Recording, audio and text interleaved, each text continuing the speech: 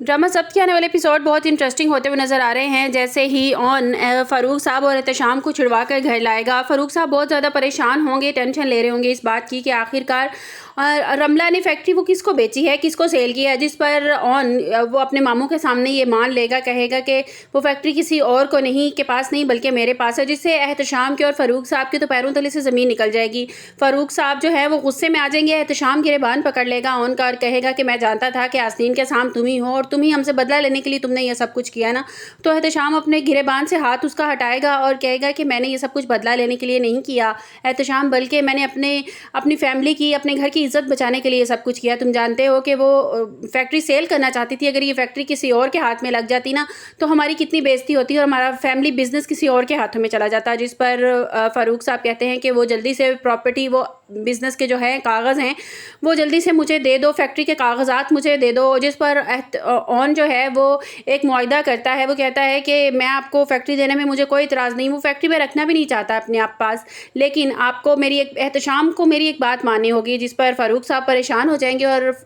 On के मुंह की तरफ देखने लग जाएंगे कि आखिर ऐसी क्या बात है, कौन सी ऐसी डिमांड पूरी करवाना चाहता है ऑन। तो वो ऑन कहेगा कि एहतशाम को सबके सामने ये कबूल करना पड़ेगा, ये सबके सामने मानना पड़ेगा कि इसने जो कुछ आयला के साथ किया ना वो गलत था, वो बच्चा और किसी का नहीं बल्कि एहतशाम का ही था और एहतशाम ने बहुत गलत किया है। और फ़ारूक साहब एहतशाम की तरफ देखेंगे और कहेंगे कि तुम चाहते हो कि मेरे बेटे पर प्रेशराइज़ कर रहे हो तुम। ऑन को कहते हैं कि तुम चाहते हो कि ये झूठ बोले और ऑन कहेगा कि ये झूठ नहीं है। पूछें अपने बेटे से कि क्या ये झूठ है, क्या वो बच्चा इसका नहीं था। और एहतशाम खामोश रहेगा, लेकिन ऑन कहेगा कि अगर ये मानने को तैयार नहीं है ना तो मैं ये फैक्ट्री हरगिज़ आपके नाम नहीं करूँगा और आप मामू आप अच्छी तरह जानते हैं कि आप मेरा कुछ नहीं बिगाड़ सकते। जिस पर एहतशाम ऑन जो पलट के घर वापस जाने ही वाला होगा तो एहतशाम उसे पीछे से आवाज़ देगा और कहेगा कि हाँ मैं मानता हूँ कि मैंने आयला के साथ बहुत बुरा किया है, वो बच्चा मेरा ही था, मैंने उसे मानने से इनकार कर दिया था और क्योंकि मैं नहीं चाहता था कि मैं अपनी माँ को अपनी वजह से नाराज़ करूँ, क्योंकि मेरी माँ यही चाहती थी कि मैं आयला को अपनी ज़िंदगी से निकाल दूँ।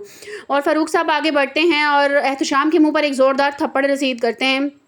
जिसकी गूंज पूरे घर में सुनाई देती है। उसके बाद ऑन आगे बढ़ता है और कहता है कि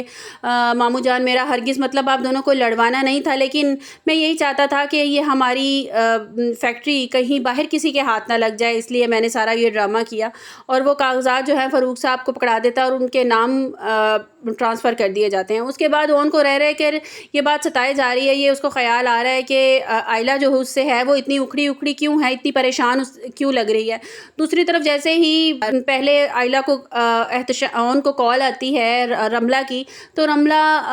आयला देख लेती है उसके फ़ोन पे कि ऑन फटाफट से भाग गया मुझे छोड़ के, कोई बात भी नहीं सुन रहा और जल्दी से रमला की कॉल आई है तो भाग गया। तो उसके बाद वो बहुत ज़्यादा परेशान होगी, रोएगी, अल्लाह के आगे गिड़गिड़ाएगी और कहेगी कि कहीं ये डिवोर्स तो नहीं लेना चाह रहा मुझसे, मुझे लग रहा है कि रमला ने इसको फंसा लिया है। वो जाए नमाज पर बैठी इस बात की दुआएं कर रही होगी और उसके बाद वो बीजान की कॉल आएगी उसको और बीजान कहेगी कि ऐसा किस्मत वाला शौहर तो किसी आयला जाए नमाज पर ही बैठी होगी तो बीजान की कॉल आएगी। बीजान उससे कहेंगी कि ऐसा नसीबों वाला शौहर तो किसी और को मिलता है जिसने एक फैक्ट्री ठुकरा दी तुम्हारी खातिर, जबकि वो फैक्ट्री वो रख भी सकता था, लेकिन उसने तुम्हारी मोहब्बत में तुम्हारे ऊपर दाग लगा हुआ था जो उसने उसको धोने के लिए उसने जो फैक्ट्री भी तुम पर वार के फेंक दी। तो वो आयला जो है वो उठकर खुशी से खड़ी हो जाएगी और उसी वक्त उसी लम्हे एहतशाम कमरे में ऑन घर में दाखिल होगा और उसके गले लग जाएगी और कहेगी कि मैं नहीं जानती थी ऑन तुम मुझसे इतनी मोहब्बत करते हो और मेरे लिए तुम इतना सब कुछ कर सकते हो। तो ऑन उससे कहेगा कि तुम मुझे गलत समझ रही थी, मैंने तुमसे उस दिन भी कहा था कि कुछ भी हो जाए तुम मुझ पर कभी तुम मुझ पर शक नहीं करोगी, मुझ पर मेरी मोहब्बत पे कभी शक नहीं करोगी। तो वो आयला बता देगी फिर कि मैंने आपको इस तरह से रेस्टोरेंट में रमला के साथ देखा था तो आपने भी खरा कि मुझसे कोई बात नहीं की थी, इसकी वजह से मैं बहुत ज़्यादा डर गई थी, मैं बहुत ज़्यादा परेशान हो गई थी कि शायद रमला ने आपको फंसा लिया। तो रमला जो सी है वो अरेस्ट करवा दी, रमला ने अरेस्ट करवाया होता है कि वो उसको मार रहे होते हैं और खींचातानी कर रहे होते हैं साकिब साहब और फ़ारूक साहब और एहतशाम, जिस पर वो पुलिस बुलवा लेती है और उनको अरेस्ट करवा देती है। तो ऑन तो उनको छुड़वा के ले आता है और रमला फिर पाकिस्तान छोड़ के चली जाती है और जैसे ही ऑन उसको कहता है कि मैं तो तुमसे शादी नहीं करना चाहता। तो आखिरकार वो फैक्ट्री एहतशाम को और फ़ारूक साहब को तो मिल जाती है, लेकिन जो है वो एहतशाम का पोल सबके सामने खुल जाता है, उसको एक्सेप्ट करना पड़ जाता है कि मैंने ही आयला के साथ गलत किया था और मैं कसूरवार हूँ इस चीज़ का।